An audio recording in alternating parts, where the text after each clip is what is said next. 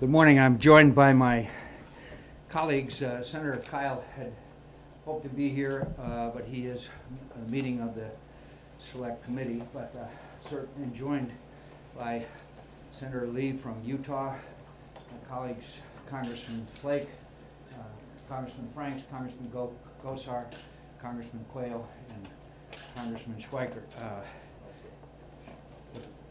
Oh, how are you? Glad to see you. So, Congressman Rob Bishop. Over the past 2 decades, northern Arizona has had a long history of productive and safe uranium mining on the Arizona Strip and the southern Kaibab National Forest. According to the USGS, this region is one of the nation's largest source of uranium ore and has the energy potential of all recoverable oil in Prudhoe Bay, Alaska. What this legislation does is basically prevent the Secretary of the Interior from implementing the proposed 20-year ban on mining 1 million acres of land in northern Arizona. I'm going to let my colleagues talk about the importance of this area, the importance of uranium to this country and to the nuclear industry, and the fact that we would have to import uranium if we don't exploit the resources here in this country. And we can talk about the Interior Department that conducted a 2-year environmental impact statement which found no conclusive evidence that uranium mining on the Arizona Strip was impacting the Grand Canyon watershed. But most importantly, I and late Congressman Stump of Arizona and the entire delegation at that time engaged in a 2-year negotiation for a wilderness bill that put some 3 million acres of Arizona into permanent pristine preservation. Part of that deal was insisted on by then Congressman Stump and agreed to by Congressman Udall, a renowned environmentalist, and all of us, that the Arizona Strip would be open to mining, cattle, and other exploitation as part of the deal to put this land into wilderness. Secretary Salazar, who I happen to admire and respect, obviously is disregarding the legislative history. And I have quotes from the testimony and statements made by Michael Scott, who is in the Regional Southwest Director of the Wilderness Society. The Wilderness Society and every environmental group signed off that the Arizona Strip would be used for commercial purposes, with grazing, mining, etc. Now they're going back on their word. So the next time they come and they want to make an agreement with us, then we're going to have great difficulty, because it's obvious that they are in violation of the 1984 agreement that was made between all of us. It's outrageous and disgraceful. Could I ask Senator Lee to go ahead with a strong letter to follow? Thank you very much, Senator McCain. I appreciate Senator McCain's leadership on this issue. I appreciate him and all of my Arizona friends. As one who was born in Arizona, who has a lot of relatives in Arizona, and who has constituents along the Utah-Arizona border who will be directly affected by this, I'm very concerned about this course of events that has led us to introduce this legislation. I'm honored to be part of this. At the end of the day, this is about jobs. We're talking about potentially thousands of jobs on both sides of the Utah-Arizona border. Potentially thousands of jobs that could be in place for several decades. We're talking 3 or 4 decades.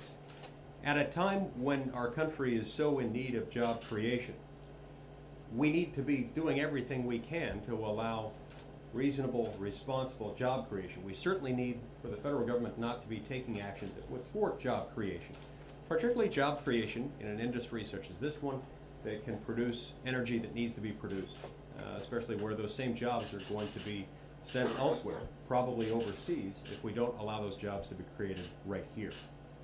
At a bare minimum, if the federal government's going to get involved in something like that, if the federal government's going to place this land beyond the reach of anyone to develop its rich energy resources, that is a matter of profound policy significance to the American people. That is a matter of legislative significance. It is not a matter that should be addressed anywhere else other than starting with the United States Congress. Now, as it turns out, when we go back nearly 30 years, this issue was addressed. This wilderness area was set aside, with the Arizona Strip designated as something that had significant energy potential and should be available for that kind of development. So if we're going to revisit that, let's have the debate, but it should be visited in Congress, not by an office in which no one is elected or accountable directly to anyone who is elected. It needs to happen in Congress. And I respectfully submit that if that debate were to occur, which it will as a result of this legislation, we as a Congress will conclude that the right thing to do is allow for these jobs to move forward and to be created. And I will now turn the time over to my friend and colleague from the House, Representative Jeff Flake. Well, thank you. I appreciate this legislation being introduced. I was raised in northern Arizona. My family goes back there 5 generations. If I were to do anything that would jeopardize the Grand Canyon or any of the other elements of scenic beauty we have in Arizona, I would be run out of the state on a rail by my own family and everyone else. We all recognize the value of having the Grand Canyon there. That's why this legislation and the Arizona Wilderness Act that was done in the 1980s was so important, that we can protect the scenic beauty that is there. But that act also recognized that there is economic value outside of the boundary of the Grand Canyon. And there's a bit of a misunderstanding sometimes when people hear the Arizona Strip. It conjures up some image of strip mining. This is Boracia pipe uranium mining that is very, very low impact. After reclamation, the life of the mine is 6 or 8 years. The locals don't even know where the mine was. This is far underground and doesn't have impacts on the watershed, as has been found out by study. But let me just make that point, and also the jobs point as well. This is as many as 3,000 jobs that could be had and that could be lost if this area is actually withdrawn, as being proposed by the Obama administration. So I support the legislation, commend my colleagues for introducing it. Well, I'm honored to stand here with Senator McCain and Congressman Rob Bishop and Jeff Flake and Paul Gosar and Ben Quayle and David Schweikert to introduce this Northern Arizona Mining Continuity Act of 2011. Very simply, as has been said, it would prevent the Department of Interior from withdrawing 1 million acres of Arizona land with the goal of preventing uranium mining on that land for the next 20 years.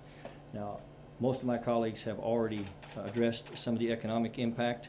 I will only add that in the county that I represent, the Butler area of Kingman is 16.2% unemployment, Golden Valley is 21.3% unemployment, Dolan Springs is 23.7% unemployment. Locking up 1 million acres of mining land in northern Arizona ignores the economic realities of the state and will do fiscal harm to the local area. That much is sure. But I think the most important consideration here, even beyond the economic concerns, is the national security impact. President Obama has called for the construction of additional nuclear power plants in order to increase our country's energy independence. Yet ironically, this president and his own energy czar and the Interior Secretary intend to withdraw from mining the most significant U.S. reserves of uranium needed for nuclear power plants, not to mention if we ever get around to updating and modernizing our nuclear weapons capability, thereby making U.S. even more dependent upon foreign countries and potentially creating a serious national security threat going forward. According to USGS, Northern Arizona uranium reserves total 326 million pounds, or enough energy to power the entire state of Arizona for approximately the next 80 years.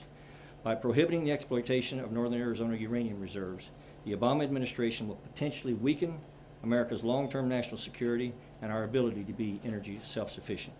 This legislation would stop the Obama administration from eliminating our country's most significant source of uranium, and certainly we hope it passes.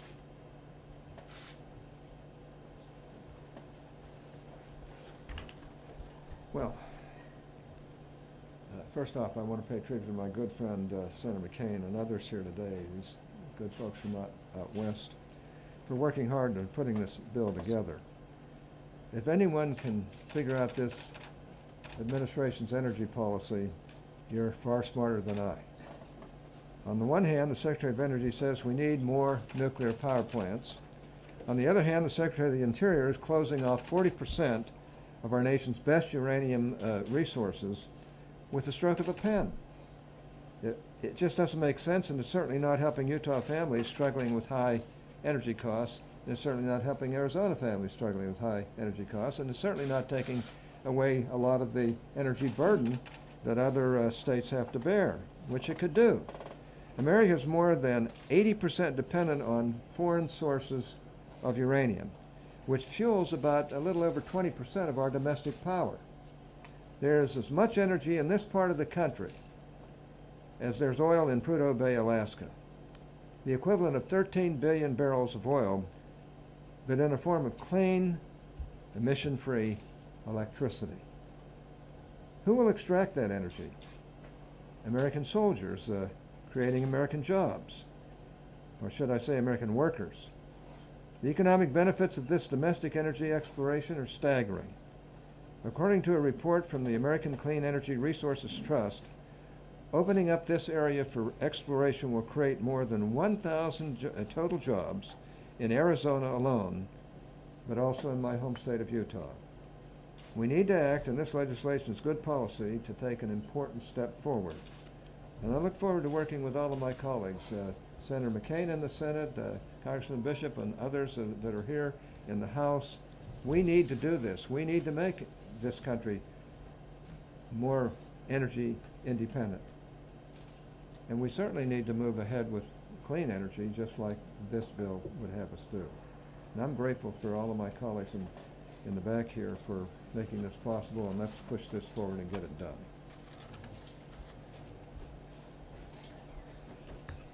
I am, even though I'm from Utah, I'm pleased to try and be here to help my friends in Arizona, because it also helps in Utah. The estimates are between 400 to 1,000 jobs directly in Utah, plus a multiplier effect, and it will be in counties that have some of the highest unemployment rates in the state of Utah. But more important than that is the entire concept that is here. Many of the radical groups are trying to tell you that what we're going to be doing is drilling in the Grand Canyon for uranium. The Arizona Strip, that my friends in the East don't understand, is about the size of the state of New Jersey. It is a huge area. The drilling will not take place, the mining will not take place anywhere near the Grand Canyon. They'll also try to tell you that what we may do is destroy the water that goes through the Grand Canyon onto Las Vegas and Southern California. Look, the studies that were done by the experts in Arizona said you could take 2 truckloads of the ore and dump it into the water and you would still not meet the levels that the EPA has already established that is allowable for drinking water in that particular area. The threat to this area is minuscule, almost to the point of being non-existent. In a private conversation I had with the Secretary of Interior, and I asked him why he tried to arbitrarily withdraw this land, his response was simply, well, there was a bill in Congress that might be more harsh than what he was doing. Mr. Secretary, if there is a bill in Congress, let Congress work their will, and if we do something as silly as this kind of arbitrary withdrawal, then it's our responsibility. We will take the blame for it. But it is our responsibility. This type of action is a legislative action. It should be done by the legislative body, not by the executive branch of government. And unfortunately, the reality is this is a safe industry that is needed. If we don't have our resources here, we have to get them from abroad. It can be safely done. It will do no harm either to the visitation of the Grand Canyon or to any of the water that flows into that area on its way to California. So this is a good bill. It's the right bill to do. We should not have had this area withdrawn in the first place. And I appreciate both the senators and the House members working together to try and rectify what has been a grave wrong. Well, thank you. Senators, Congressman, thank you very much for including me. As a representative from District 1 who represents the majority of this plateau, I find it offensive that we are not looked at as stewards of the environment. To be able to look at the value that the Grand Canyon gives all the way across the board in vitality and viability to an economy. But I also want to make sure that we understand that there's ramifications. Unemployment rates in this area exceed sometimes over 50%, and that's unacceptable, particularly when we're misusing the facts. What we have to do is have that fact-based discussion on the facts and not use scare tactics. And that's what we find over and over again. Just to give you an idea of what the implications would be here from a job standpoint, this represents nearly $30 billion over the life of this strip. This includes $2 billion in federal and state corporate taxes and $40 million annually in payroll. Wow. That's how you get an economy back, is one community at a time. There's as much as $700 million annually and thousands of jobs. That's how you get an economy back in this country, is one community at a time, utilizing what was given to us to use properly in proper stewardship. So I think it's absolutely ludicrous that what we're talking about is allowing a stroke of a pen to take this off, particularly when the agreements were made, as well as misusing the facts. So as a representative from District 1 that represents a lot of this area, I applaud my members and give my full support of those. Thank you. First of all, I want to say thank you to Senator McCain for taking the lead on this piece of legislation. But I find it remarkable that we actually have to go through the legislative route, since we've already been doing that in the 80s with the Wilderness Act, as Senator McCain said. But also, the president could just pick up the phone. The president can pick up the phone and call the Secretary of Interior to stop this piece of regulatory overreach from going forward, to stop this that's going to destroy 4,000 jobs in northern Arizona. This piece of regulatory framework that they have right now is completely and totally emblematic of what we're trying to accomplish and disembowel from at the House side, because the regulatory overreach is what is hurting this economy and hurting us from actually having a robust job creation in the private sector. So I applaud Senator McCain and Congressman Bishop and Trent Franks for pushing this both in the House and in the Senate, because these are the types of regulatory things that we need to get rid of, because those are what's holding back our economy. So thank you very much, Senator. And thanks, Ben, and to all the members up here. I have the pleasure of having been involved in Arizona land policy for a very long time. I mean, I'm someone that ran for the legislature back in 1988. And my frustration is I believe there's this misunderstanding around the country of how big the West is, how big Arizona is, the scale of land, but also how much these policies damage us. When you take a state like Arizona, when the vast majority of the land is actually controlled by Washington, it's not controlled by the people of Arizona. And you have something of this occasion where I see some of the articles and you look at them and you say, these people have never seen this piece of property. They don't understand the scale and the size and the distance, but also how hard it is to find a job if you live in those areas. My fear is we're once again looking at something that crushes the West, and that's policy by folklore. The secretary says, well, this sounds good, and it will make certain people happy, and it will read great in an article, but that's folklore. If you drill into the facts, this just isn't fair to Arizona. Plus, as Senator McCain said, for many of us who weren't even necessarily happy with the agreements made back in the 80s, but we thought, okay, this at least closes the door, ends the battles. And here we are some 30, 35 years later, and we're opening up the doors for the next round of battles. Bad policy, bad for Arizona, but ultimately it's really bad for jobs. And go through these rural areas in Utah and Arizona and see how many families are really struggling. And somewhere this administration has to make up its mind. Do they really care about a jobs agenda, or do they care about appeasing much of their political left? Thank you. Question. Senator Hatch, critics say we shouldn't push forward with new mining until we've cleaned up the old mines. How do you respond to that line of criticism? Well, It's crazy, because this would help us become more energy independent without the degradation that they know they can't prove. And it would help, like I say, create jobs as well. And in the process, help elevate our states out in the West that need the help and need the jobs. Look, I've heard nothing from environmentalists other than about 50% of them agree that we need to move to nuclear. Well, this helps us to do it with our own uranium and helps us to not be 80% dependent on the rest of the world. Could I respond? There was a cleanup problem back in 1984. And they agreed that the Arizona Strip would be open for mining, grazing, and other commercial uses. So a lot more has been cleaned up since 1984. They're talking about that, then why don't they stick with the agreements that they made? And I'm talking about the so-called environmental, we're environmentalists, the so-called environmental organizations that in public testimony and statements included in the record at the time agreed that the Arizona Strip should be used for commercial purposes, including uranium mining. So my question is there a time limit on agreements? Is there such a thing as keeping your word when we come to a hard-fought agreement that took 2 years for this wilderness bill to be passed that all of us who were involved will be proud of? Should we renege on parts of the wilderness bill and maybe move to take parts of Arizona out of wilderness because it's been that many years? It's outrageous and disgraceful, the conduct of the environmental groups, and they will be kept in mind when they come and try to make agreements on other areas that they want worked on.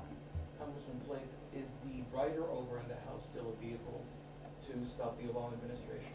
You're referring to a rider that was attached to the Interior Appropriation Bill. It depends on whether the Interior Appropriation Bill moves in regular order. It doesn't look like it's going to, but hopefully some of these policy riders can be picked up in any omnibus or minibus or whatever bus moves through. And what are the chances, any of you, of this passing, especially the Senate? I don't know. I know that right now that Senator Reid has now changed the entire way that the Senate does business by closing out any amendments that he doesn't approve of. We're hoping to change that, but that does not mean that we won't continue to advocate and try to get the right thing done for our citizenry. I want to point out again what Congressman Bishop and these others have pointed out. We've got 40–50% unemployment in these areas. We've got people whose families are hurting or having to leave areas that they were in for generations. And so without any scientific evidence whatsoever, the Secretary of the Interior decides to act in a unilateral fashion. And by the way, I don't know if any of my colleagues were consulted before this decision was made, but I sure as hell wasn't. Senator McCain, can I ask you something off topic? Yesterday, the administration revealed an Iranian plot to assassinate a diplomat on U.S. soil. I wonder first your reaction to the plot. I don't know how much you actually have been briefed on it, but your reaction at first blush. My reaction is that, like most Americans, we are outraged. I'm not shocked. The Iranians have been behaving in a far more aggressive fashion. What we need to do is inform the American people of what Iran is doing, not just in this particular case. They moved the most lethal IEDs into Iraq, which were capable of penetrating an MRAP, which was responsible for the deaths of I don't know how many young American members of the military. They are supporting Hezbollah and Hamas. They are sending weapons into Afghanistan. Their nuclear program and quest for nuclear weapons continues unabated. They have threatened to do certain things with their ships. They have acted in an aggressive fashion throughout the region, and now, obviously, they have, in a fortunately not very efficient way, attempted to carry out an assassination in the United States of America. The President of the United States needs to tell the American people that context of our relationship with Iran. And first thing that needs to be done is sanctions on their bank, their central bank, so that anybody that does business with their central bank cannot do business with banks in the United States of America. And then I think other options need to be examined. But the President needs to tell the American people in the context of what the Iranian behavior is. And it is a threat to, frankly, the entire world if they are able to achieve nuclear weapons capability, which they are in progress of doing so. And just a quick follow-up, some have called it an act of war. Do you agree? What should the response be? I think it's certainly a hostile act and probably meets that parameter, but whatever definition it is, it's a brazen act that attempted to be carried out on American soil, and I don't think this administration has made the American people well enough aware of all of the activities. Put it in the context of all the activities of the Iranians, including maybe, by the way. Is a military response appropriate at this point? I think to telegraph our punches would be a mistake. But once the American people are aware of the extent of Iranian activities, then I think the American people would be supportive of examining a lot of options. Thank you all very much. Thank you. Thank you.